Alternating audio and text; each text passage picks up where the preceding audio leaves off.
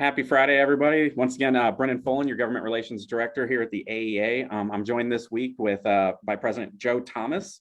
We're going to give you a quick review of the week that happened. It was a contentious week again, with a lot of bills moving through the process. In the Senate, we had Senate Bill 1657. This is the voucher expansion bill we've talked about in the past few weeks. It did pass out of the Senate on a party line vote. There was extensive debate on the bill and how it will further drain funding from not only our public schools, but also siphon money away from the Classroom Site Fund. Just as a quick reminder, this means the Classroom Site Fund was part of Proposition 301, that when it was passed by the voters, this money was intended to go to lowering class sizes, increasing teacher pay. Instead, now the money is going to go to pay for private school vouchers. House Bill 2439, this is the bill that requires school boards to review every purchase of every book in school libraries. This bill passed out of the House also on a party line vote. The bill did get amended that will exempt schools that have full-time library media specialists, but we all know that many schools across the state were forced to eliminate that position due to sustained budget cuts that we've seen over the past several decades. In House Education, there was House Bill 2808. This bill also passed out of committee on yet another party line vote.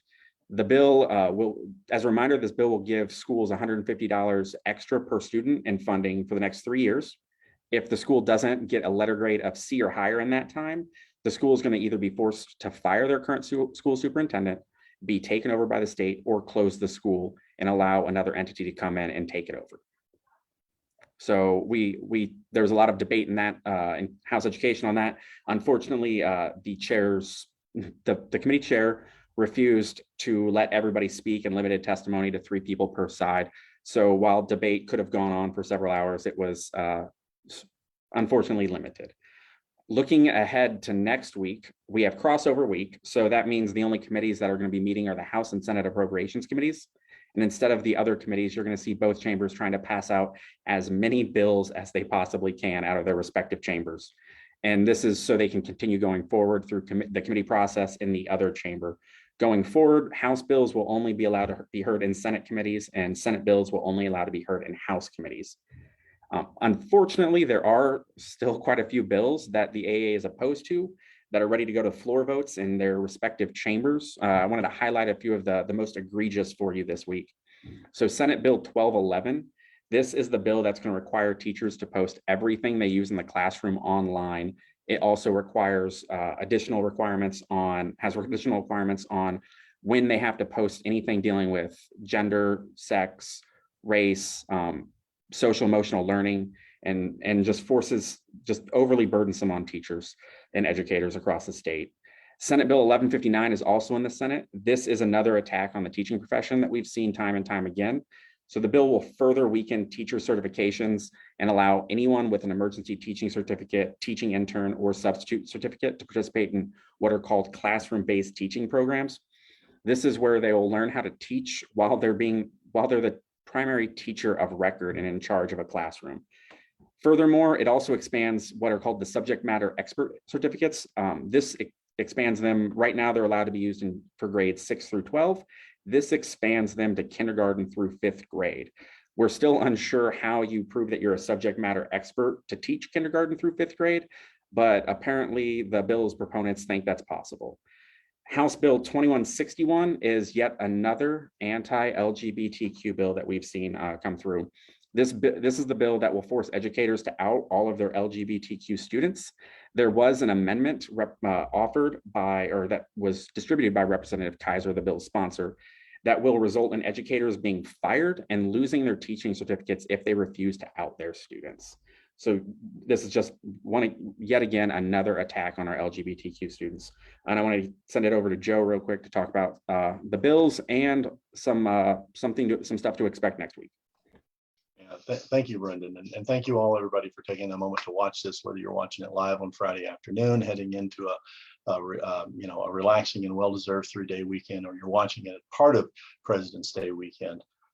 We want you all to know that Brendan's down there fighting for you all, advocating for you all every single day. And what's most important and effective are when we hear your stories and when you can carry them down there from your lips to their ears, so they can understand what's really going on, and we can separate some of this partisanship out from these policies that we're seeing. Because if you've heard Brendan go over these week after week after week, we're starting to see some pretty consistent patterns.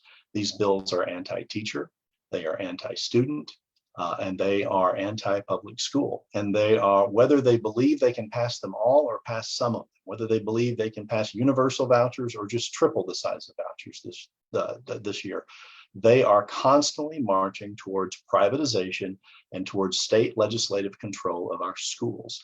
They had a bill that tried to make school board elections partisan, which means that you would have to declare if you were a Democrat or Republican and you were organized within the Democratic or Republican parties, instead of a concerned adult in your school district that wanted to be part of a community leadership team to lead on the governing board. Well, we're hoping some of those bills are going to get defeated, but the easiest way, the most important way to get them defeated is to make sure we're doing it from the standpoint of public educators telling their story. So we have an opportunity to do that on Monday, the 21st. Since we're off, we thought we would create some space for educators to come down to the Capitol. Starting at about 11 a.m., we're going to have a day filled with some actions. We're going to talk about what we want to see at the legislature, primarily that they continue to move forward and waive the aggregate expenditure limit to make sure that our schools don't have to cut $1.1 billion in this current school year. If the legislature does not waive the AEL, the aggregate expenditure limit, then we're going to see schools forced with a difficult decision to have to close early. And the goal of in-person instruction, poof, goes up in smoke. We don't want that. We want to make sure we finish the year strong, but we have to have the resources, the resources, the manpower, and the dollars to do it.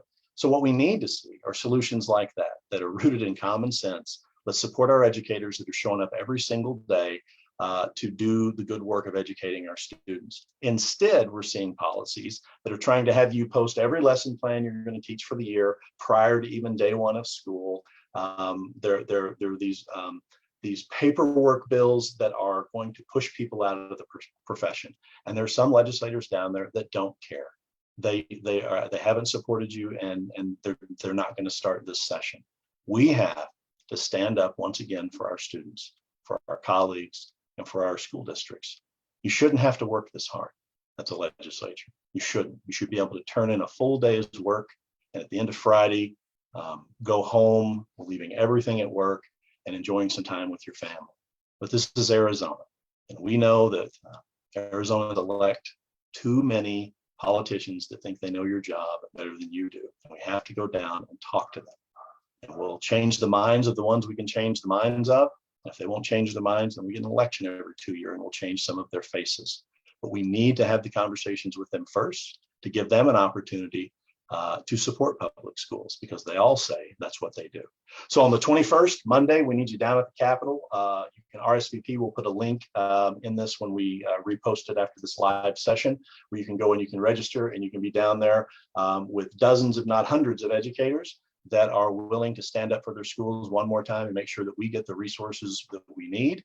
And these legislators stop coming up with these awful anti-teacher, anti-educator, anti-student bills that are trying to drive a wedge between us, the students we serve, and their parents. The strongest proponents of public schools have always been teachers and parents, and they will not easily break that bond.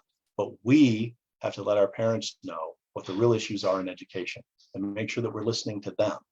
That's how we get through this in one piece. That's how we keep that bond going. That's how we end up with the schools that our students deserve.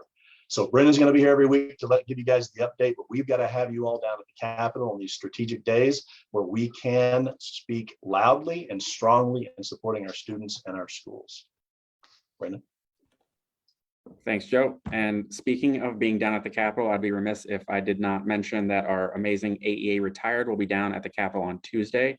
Thank you to all of you who will be down there. I'll see you all then. They'll be meeting with some of our legislators as well.